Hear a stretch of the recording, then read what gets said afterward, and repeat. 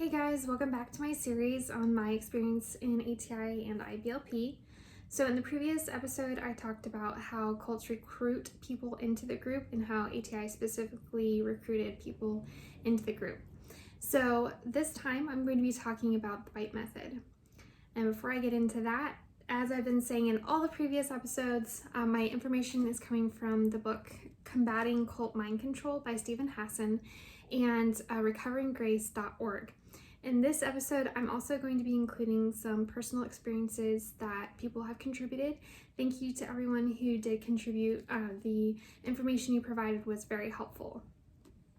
So, what is the bite method?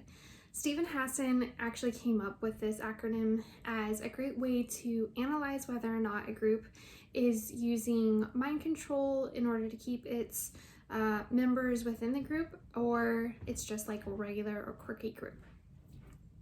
So BITE stands for behavior, information, thought, and emotions. Those are the 4 areas that groups will try to use to control its members. So first is behavior, and usually that's controlling anything ranging from what people wear to what they can say, their eating habits, anything that you can think of that is external. So the way that ATI really controlled this particular aspect was clothing. There were intense protocols for what girls and guys could wear, but of course this is coming from my perspective, so what girls can wear. We had to wear long skirts, loose clothing, long sleeves, or short sleeves, but like no sleeveless, so you couldn't show your shoulders, definitely no strapless or strappy type clothing, and nothing see-through. And then our eating habits were highly controlled as well. So everything was based on the Old Testament laws. And in the Old Testament, it talks about how you shouldn't eat pork or things that don't have scales or things, basically, I guess I should reverse this. You can eat things that chew its cud and has hooves, things that have scales. So basically we cut out seafood and pork. I think that was pretty much it. And then the kind of like fish that we could eat was things like salmon, fish like that. So that was highly controlled. Also, Gothard really encouraged fasting. So the Bible does talk about fasting, but Gothard would always talk about how he would go up to the Northwoods, which is like this land, and there are lake houses that ATI, or I guess IBLP, owned, and he would go up there and fast for long periods of time and pray so that he could receive the word of the Lord or a new inspiration from God. So fasting was encouraged. Other things as far as behavior goes, I'm going to take a look at my notes, make sure I didn't miss anything.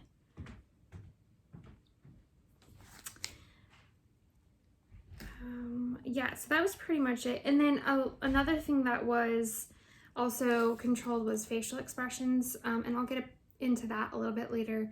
But basically, you were supposed to be happy all the time. You needed to have joy. Negative emotions were really not good. So I wanted to show you guys an example of how our clothing was really controlled, what we could and could not wear. A big thing in ATI was called eye traps. So there was a lot of teachings, a lot of examples in our wisdom booklets as well on what an eye trap is. So the concept basically is that there are things that a woman can wear that will entrap a man's eyes and cause him to look at a particular part of her body, and he can't stop looking, basically. So I have this diagram right here. I want you guys to take a look at that. Okay, so these 6 ladies are displaying some form of an eye trap. Okay, so it's been a while since I've had to do this or even think about this kind of thing. So this first lady, I'm pretty sure it is her lace. See-through lace reminds a man of bedroom clothing, bra, underwear. So he's going to look at that and think sex. And then there is a possibility that the way that the bodice is cut, that maybe that could also be an eye trap, but I think it's just mostly the lace.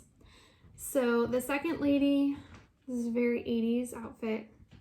This looks perfectly fine, right? But no, her necklace goes down past her navel. I think it's like, I don't know. Yeah, it's past her belly button for sure. So that's an eye trap because it causes the man to look from here down to where her vagina is, and vaginas don't exist.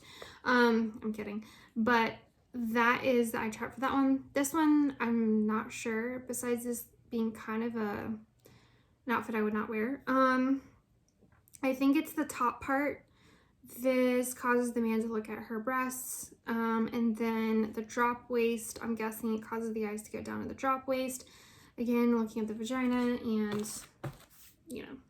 that's bad, apparently. Next is this slit, and slits were such a huge deal. It was very hard back in the 2000s to find skirts without slits. I think this has kind of gone out of style because as far as I can tell, the pencil skirts now don't really have slits, or maybe I'm just not paying attention.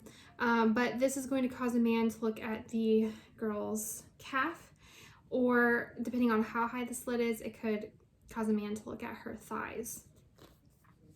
This one right here, I believe, is the V-neck and the bow especially. It causes the eyes to look directly at the breasts. This one is the hardest, to be honest. She looks like a Puritan. So it's one of two things. It's either this V pointing down to the breast again, or it is the tights. They are lace tights, but they can remind someone of fishnet, and fishnet, clearly only hookers wear fishnet hose, so don't be looking like a hooker. And so this was pretty common. Another story that was very common at the conferences was this one wife. She had been talking to her husband, and her husband really didn't want her to wear jeans anymore. And that was another thing. Jeans are really bad because the back pockets accentuate a girl's butt, and also the pockets draw the eyes to the butt. So those were technically eye traps as well. So I have another diagram of the umbrella protection. So in this one, we see that Christ is at the top, the husband is here, and then the wife, and then the kids are under the wife. So basically, in the group that we were in, the husband had the authority over the wife. And so if he asked her to do something, then she needed to do it. So he didn't want her to wear jeans. So she was kind of at the tail end of wearing jeans. She was phasing it out. But she pulled on her jeans to go to the car shop.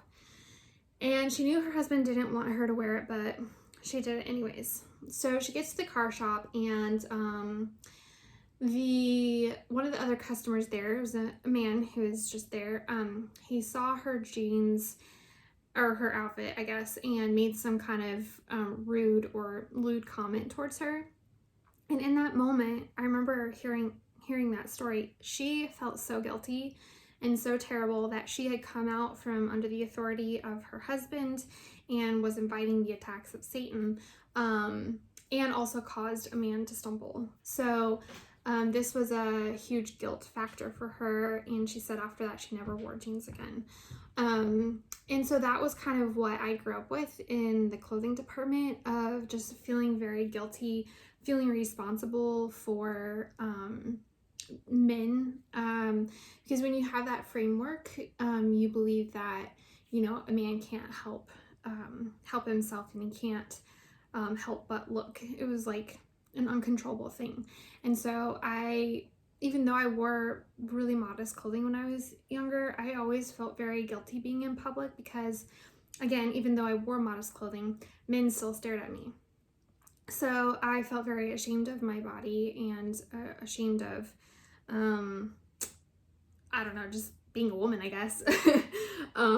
And so that was a really hard thing to overcome and to slowly grow out of. So I'm going to go ahead and share what my friends contributed as well. Okay, so the first one, and hold on just one moment, let me get this all together. Okay, so the first one says, my mom thought Bill Gothard and all the texts that went with it were the epitome of godliness. So a lot of things were drawn from that. No one was allowed to tell me I was smart, pretty, or talented. They could praise me in moderation for things like kindness or humility, which is really just self-loathing in disguise.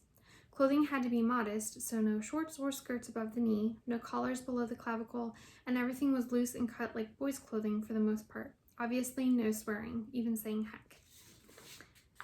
I completely resonate with that. Self-esteem was really downplayed within ATI, and I mean self-esteem in the sense of understanding who you are as a person and taking joy in that. And I say joy, but like basically accepting yourself for who you are, and allowing people to praise you. They had this whole thing on praise that it was like the epitome of humility, like this one person was saying, if you deflected praise. So if somebody complimented you on a talent you had or something, you know, you did really well, you could not just take that praise and say thank you. You were required to say like, oh, my parents took me to lessons, or oh, I have a great teacher. But it really was to the point where it was like you couldn't receive any praise. So I don't know, as growing up, you kind of need encouragement, and you need people to point out your talents and things that you're good at. But when me as a girl, the only thing I was allowed to do is be a mom, get married, and have kids.